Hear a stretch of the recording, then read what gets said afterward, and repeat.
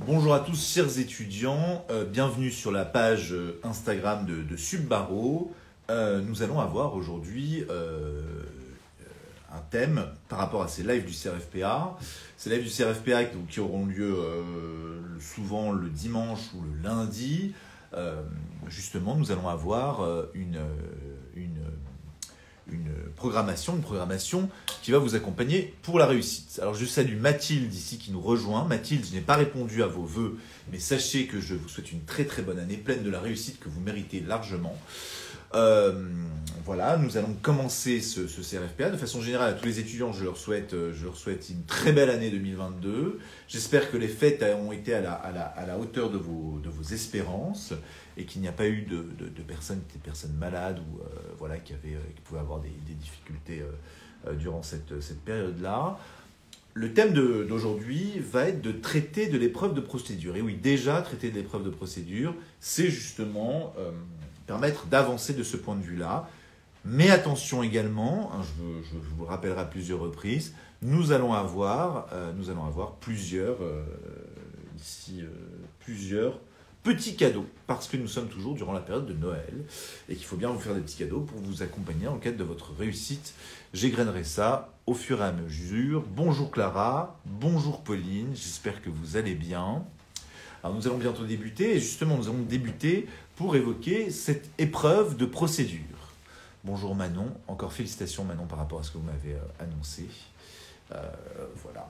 Alors, l'épreuve de procédure au CRFPA, c'est une épreuve, Samy, j'espère que tu vas bien, c'est une épreuve qui semble comme ça redoutable. On va revenir sur l'épreuve en elle-même. Attention, je ne fais pas de distinguo. Procédure, que ce soit procédure pénale, procédure civile, procédure administrative, toutes les procédures vont être concernées par rapport à ce que je vais évoquer avec vous. Alors, toutes les procédures vont être concernées, c'est-à-dire que cette épreuve-là est une épreuve qui revêt un caractère spécifique. Plus encore, cette année, il se peut que cette épreuve, en elle-même, tienne les clés de la réussite à plusieurs égards à ce titre-là. Voilà, j'attends un petit peu que les personnes se connectent. Hervé, j'espère que vous allez bien. Léa, je pense que vous êtes connectée. J'espère que vous allez bien également et que tout va bien de votre côté. Alors, l'épreuve de procédure, donc au CRFPA. Pour préparer ce live, ce que j'ai fait, j'ai repris un petit peu les statistiques internes qu'on avait à Subbaro. Et ces statistiques internes sont finalement assez riches en enseignements. Est-ce que tout le monde m'entend bien ou est-ce que j'ai un souci de micro ici ? Est-ce que tout va bien ? Manon, est-ce que vous entendez distinctement ma voix ? Hervé, est-ce que vous entendez bien ma voix ? Est-ce que tout va bien pour tout le monde ? Ça semble bien fonctionner effectivement. Donc on va débuter sur cette session qui est une session qui est spécifique justement à l'épreuve de procédure. Bon, très bien, donc c'est parfait, merci Léa.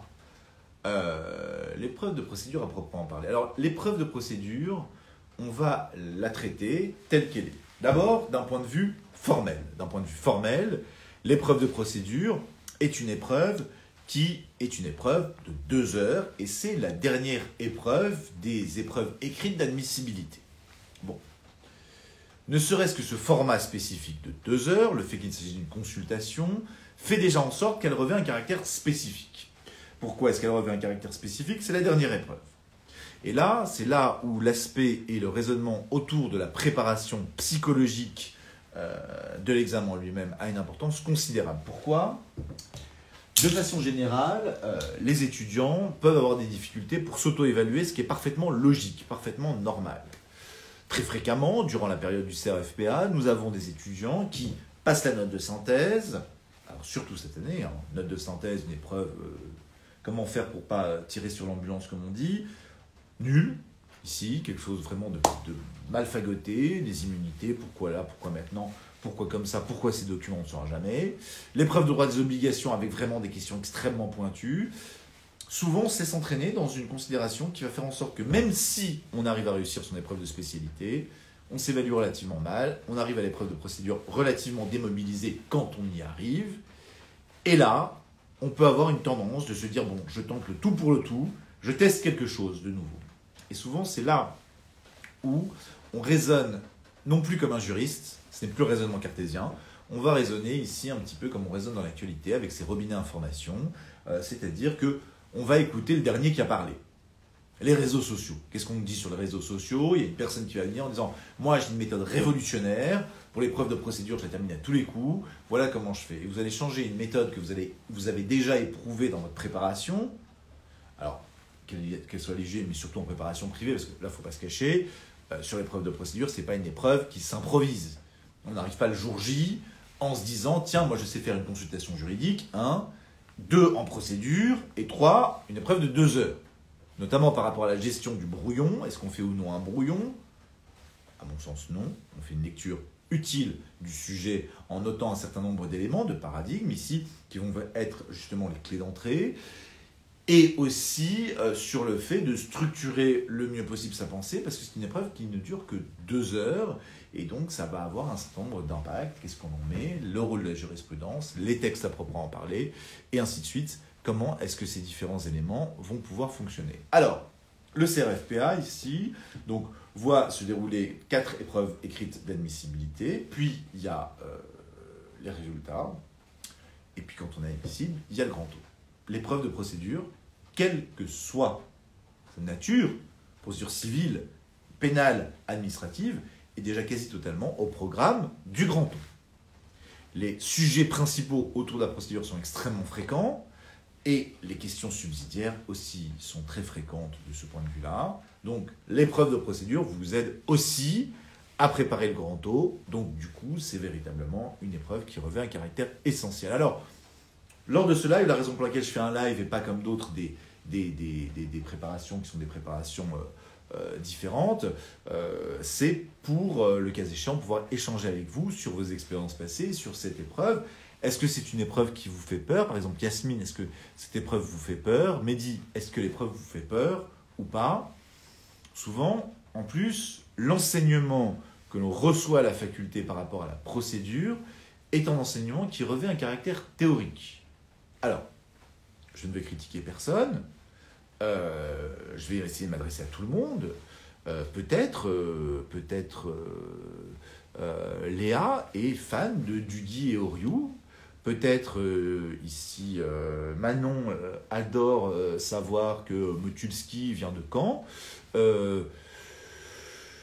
Et enfin, voilà, Samy, on le sait tous, est un fan absolu de Robert Badinter. Voilà, on a comme ça différents éléments qui sont très bien, où on peut avoir des développements très théoriques autour de la procédure, autour du droit processuel, autour de la processualisation du droit et ainsi de suite. Ça ne sert, dans le cadre du CRFPA, à rien du tout. À rien. De même, je m'adresse par exemple à Yasmine. Yasmine, je pense que vous êtes une férue d'histoire du droit. Ça ne sert à rien non plus. Il faut être, pour l'épreuve de procédure, positiviste. Avec la loi pour la programmation pour la justice de 2019, un certain nombre de dispositions, notamment en procédure civile, entrent en vigueur au fur et à mesure. Là, déjà au 1er janvier, il y a des entrées en vigueur de différentes dispositions. La matière procédurale est très fréquemment réformée. Procédure pénale, administrative ou civile. Donc, il faut d'abord être au fait pour cette épreuve-là de l'actualité.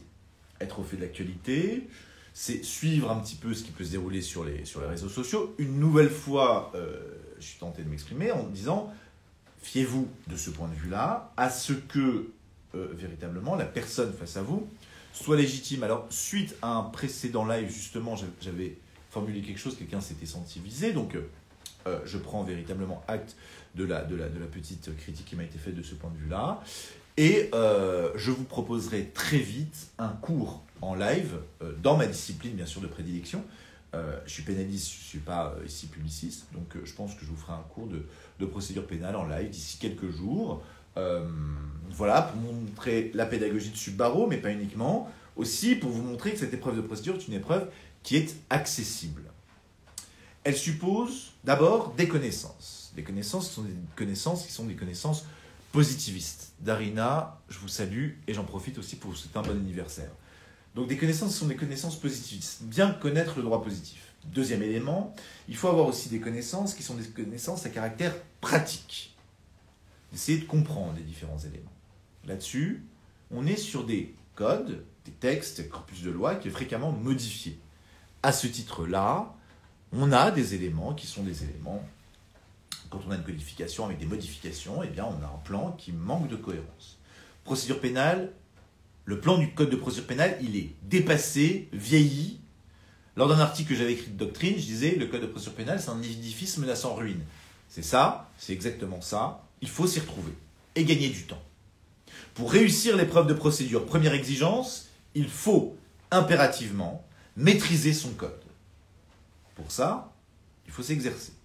Pour ça, lors des premier, deuxième exercice, une préparation qui va être suivie, vous allez avoir nécessairement la nécessité d'aller chercher par rapport à l'épreuve de procédure les informations utiles.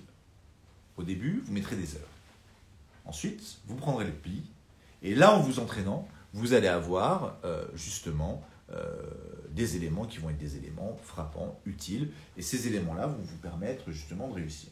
Le travail autour du code, c'est justement quelque chose qu'on va mettre en place extrêmement tôt à SUP. C'est un travail autour du code. Vous allez avoir ici, on va travailler par rapport au code. Comme ça, on trouve plus rapidement l'information.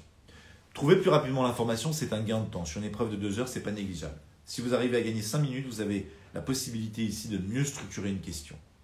Le temps, ce sont des points gagnés. Surtout pour cette épreuve-là. L'épreuve est longue. Jamais difficile, longue.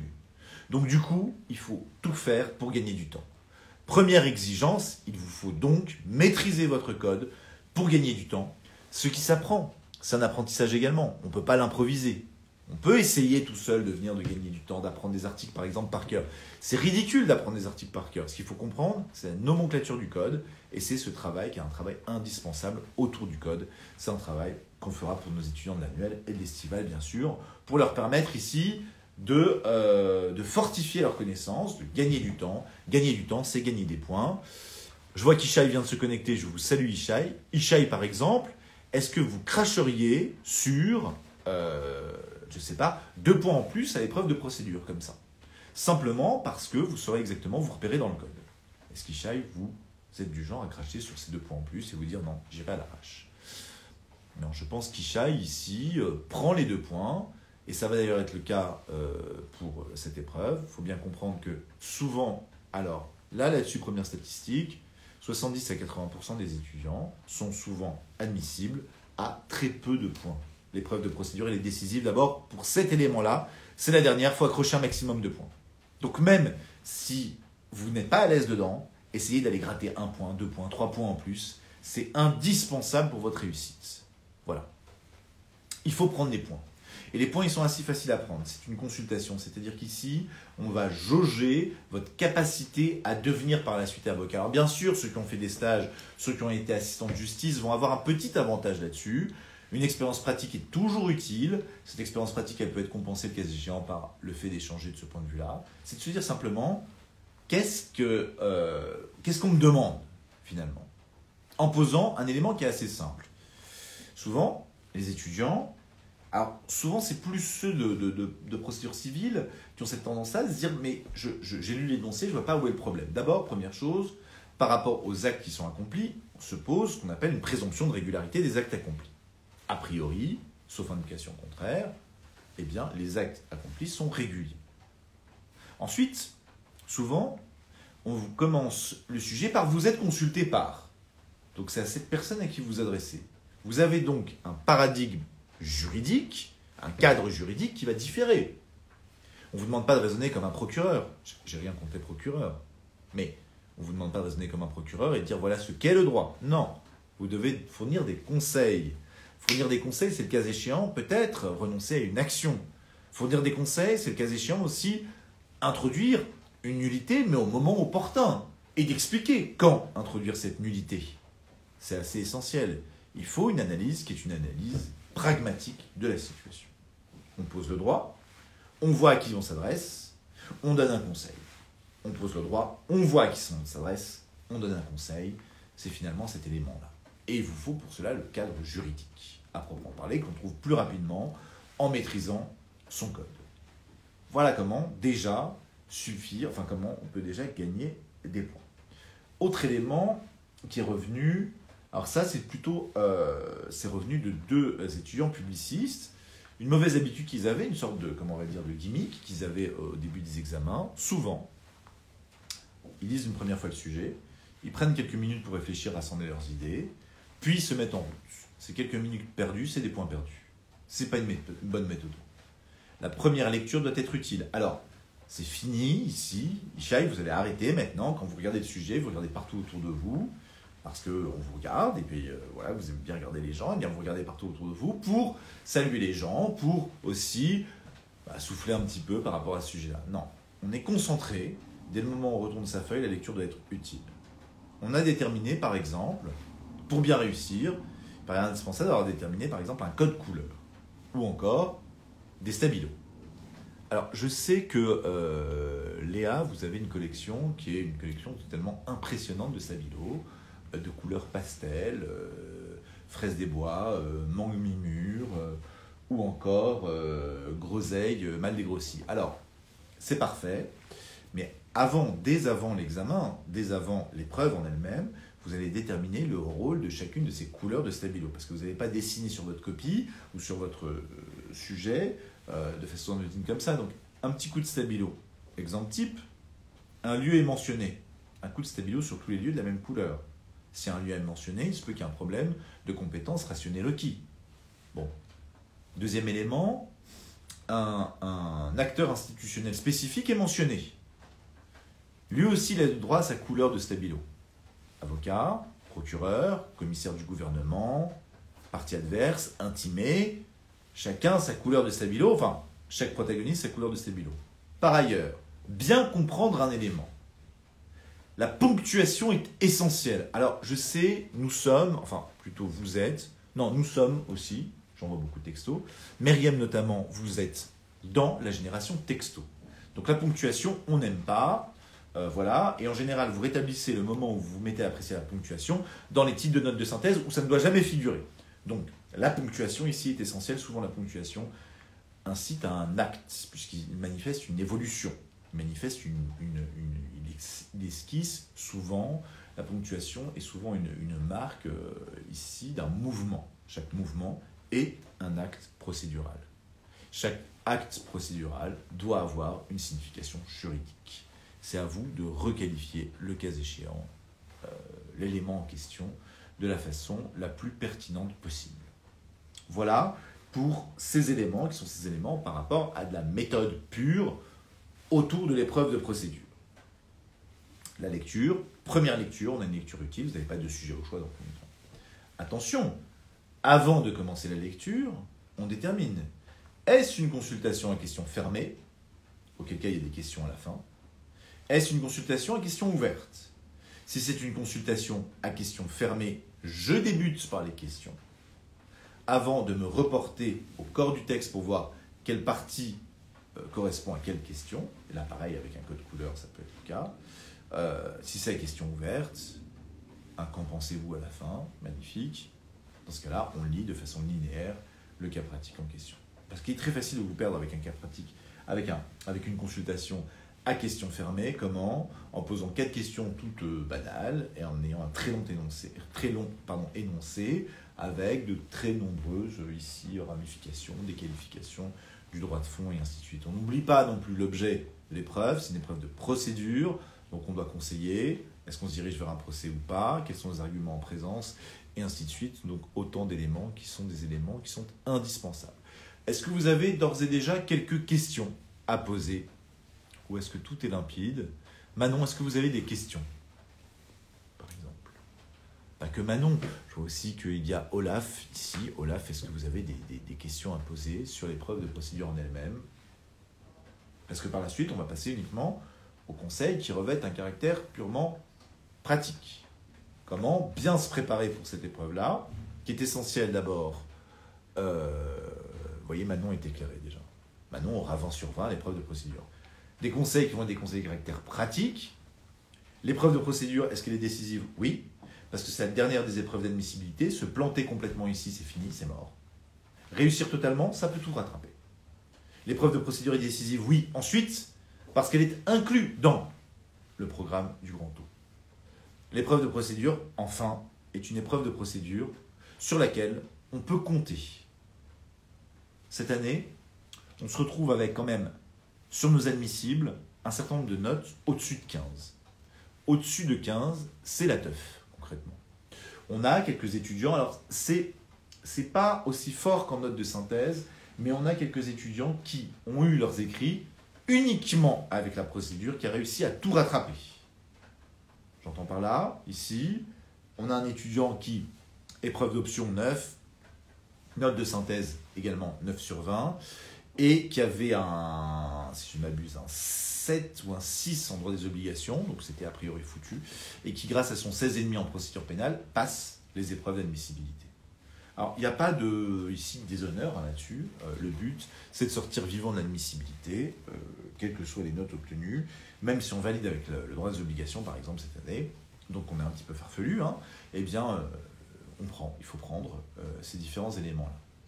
Comment on se prépare à l'épreuve de procédure? Ça ne s'improvise pas. On se prépare à l'épreuve de procédure d'abord avec des ouvrages qui sont des ouvrages qui sont spécifiques. Les fascicules d'une préparation, les nôtres, c'est l'idéal. Pourquoi? Parce que vous avez toute l'actualité. Il vous faut des ouvrages qui sont de la teneur du cru, c'est-à-dire des ouvrages qui sont estampillés, mis à jour en juin, parce que c'est le moment où les sujets d'examen sont établis. Donc du coup, il vous faut des ouvrages à jour. Attention, que ce soit pour les 3 matières procédurales, si ce sont des ouvrages classiques, il vous faudra acquérir plusieurs ouvrages. Procédure civile, c'est pas que procédure civile, c'est procédure civile d'exécution, mode alternatif de règlement des litiges. Procédure pénale, c'est pas que procédure pénale, c'est procédure pénale et c'est exécution des peines. Il faut maîtriser ces différents éléments-là. Donc des ouvrages qui laissent relativement peu de place à la ratio legis, au raisonnement, à la raison pour laquelle ça existe, aux grands noms ici qui ont conduit à ça, aux grandes réformes historiques, etc. C'est-à-dire que les aspects introductifs et théoriques, il faut les mettre de côté. Il faut se lancer dans quelque chose à caractère pratique. Ça, ce sont les fondements. Le deuxième élément, c'est parfois on a plusieurs tendances. Pour l'apprentissage, la lecture parfois est suffisante pour certains, mais il y a un certain côté monotone de la lecture. C'est pour ça, moi, j'incite beaucoup, parfois certains étudiants, à assister à des cours spécifiques pour le CRFPA. Des cours spécifiques pour le CRFPA, il faut une certaine technicité, il faut aussi que ce soit des cours qui soient adaptés. Alors, bien évidemment, par rapport à la procédure, on ne choisit pas un peintre. J'ai rien contre les peintres. On ne choisit pas ici quelqu'un qui est novice en la matière. On ne prend pas ici quelqu'un qui a passé son examen l'avant-veille, 1 année ou 2 ans avant, qui n'a jamais enseigné, etc. Expliquer la procédure suppose d'avoir des connaissances pratiques réelles et surtout des connaissances qui sont des connaissances qui vont être suffisamment concrètes pour vous permettre de réussir et de progresser. Donc, il est indispensable de vous renseigner sur vos intervenants en procédure et de voir si leur pédagogie vous correspond. En procédure pénale, avec mes étudiants, on commence par le début, l'architecture de la procédure pénale. Qui fait quoi, qui est qui, quelles sont les notions essentielles. Et à partir de ça, l'étudiant doit être capable de composer. Mal au début, bien évidemment, mais il doit être capable de composer. Et c'est le cas. Un côté pragmatique et un côté dogmatique peut être utile. Dogmatique pour avoir une certaine hauteur de vue par rapport à la procédure.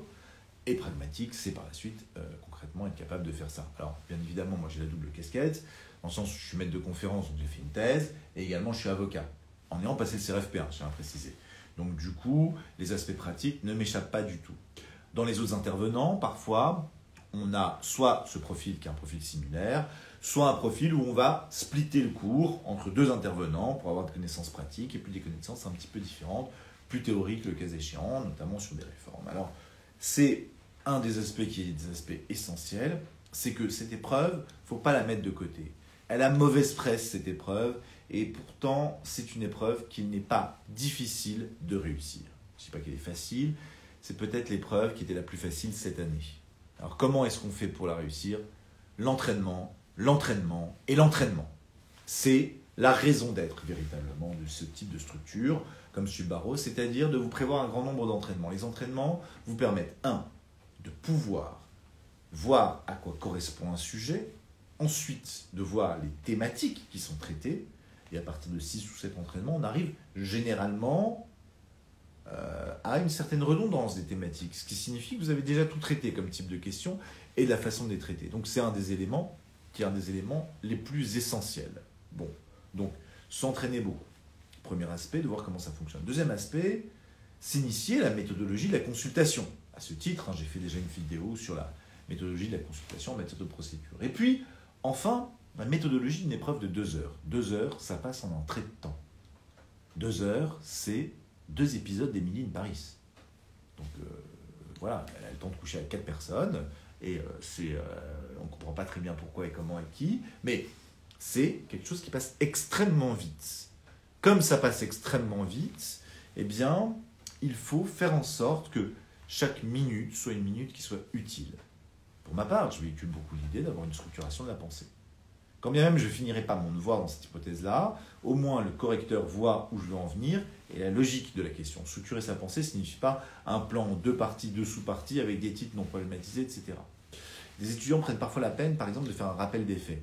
Quelle est l'utilité profonde du rappel des faits, sauf si bien évidemment on vous a indiqué qu'un rappel des faits était indispensable à la réussite. Donc voilà un petit peu ces premiers éléments et ce que l'on peut déduire sur cette épreuve de procédure. Mais avant l'épreuve de procédure, et quand bien même vous avez un grand nombre d'entraînements, c'est l'encadrement psychologique qui est essentiel. Le jour de l'examen, on fait ce qu'on a préparé avant. On prend ces gammes et on les répète. Tous les entraînements qui ont lieu auparavant, leur seule utilité, c'est de réussir l'examen. Le fait que, par exemple, en prépa, vous ayez des bonnes notes, ça ne sert à rien. Mais par contre, en prépa, vous allez voir par rapport aux notes, quelle est la méthodologie, la façon de travailler, qui vous rapporte le plus de points et qui vous permet de recueillir avec le plus de certitude le maximum de points possible sur une question. Voilà l'élément essentiel et l'aspect essentiel par rapport à cette épreuve de procédure pénale, qui est une épreuve qui revêt donc ce caractère-là, qui est un caractère absolument indispensable. C'est la clé de la réussite.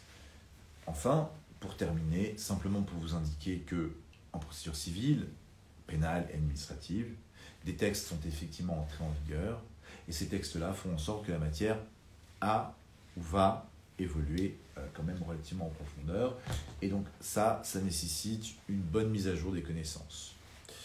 Les preuves de procédure, pour avoir échangé là-dessus, pour voir les notes, elles montent très haut, mais elles peuvent descendre très bas, pour une raison qui est assez simple, c'est soit on a l'esprit pragmatique, soit on ne l'a pas. Et une nouvelle fois, c'est quelque chose qui s'acquiert tout simplement par l'apprentissage. Voici les différents éléments dont je voulais vous faire part. Alors, avant de vous faire part de mon offre, est-ce que vous avez des questions à me poser ou pas? Darina, est-ce que vous avez des questions à me poser? Manon, est-ce que vous avez des questions à nouveau ou tout va toujours très bien? Léa, comment ça va? Donc, si vous n'avez pas de questions spécifiques à poser, voici ce que je vous propose. Alors, nous sommes le 3 janvier. C'est encore un peu Noël. Pour toute inscription, il faudrait quand même limiter un peu. Pour toute inscription à Subbaro sur la préparation estivale intensive, je propose de vous offrir la préparation annuelle de procédure en vidéo. Voilà. Et ce, malgré l'existence d'une promotion actuelle sur l'estivale qui est désormais à 1750 au lieu de 1990 €. Donc ça, c'est le premier aspect. Donc, préparation vidéo annuelle offerte pour toute inscription à l'estivale. Et vice-versa, c'est-à-dire que pour toute inscription à notre préparation annuelle qui débute fin janvier, donc à la fin de ce mois, avec nos premiers lives qui vont avoir lieu aux alentours du 20 janvier, uniquement cette fois réservée aux étudiants de Subbaro, eh bien, pour cela, la préparation estivale vidéo en procédure sera également offerte. Voilà un petit peu l'offre, mais bien évidemment, on va limiter cette offre dans le temps. Nous sommes le 3 janvier. Pour pouvoir bénéficier de cette offre, il faut nous envoyer simplement un mail à info@subbaro.fr et préciser dans l'objet « Offre Noël ». Voilà, tout simplement. Noël parce que c'était Noël, même si on n'est plus tout à fait Noël. Et que offre galette des rois, vous voyez, ça ne voudrait rien dire du tout. Voilà un petit peu cet élément-là. En faisant ça, au-delà de l'aspect, bien évidemment, qui est un aspect commercial, l'idée c'est quoi? C'est de vous dire, l'épreuve de procédure est une épreuve qui se réussit peut-être la plus facilement, par le biais d'entraînement et d'apprentissage, alors on vous offre l'apprentissage, quitte à vous permettre de vous entraîner par la suite ou auparavant. Voilà un petit peu ces éléments-là. Si vous n'avez pas de questions, la vidéo sera enregistrée et mise, si tout va bien, sur notre chaîne YouTube et par la suite partagée. Vous pouvez bien évidemment nous poser toutes vos questions. Je reste joignable ici, pareil, même adresse, info@subbarreau.fr pour poser toutes vos questions. Je vous souhaite une très bonne soirée et je vous dis encore une fois une très belle année 2022, qu'elle vous amène toute la réussite que vous méritez. Je vous dis à très bientôt, au revoir et bonne soirée.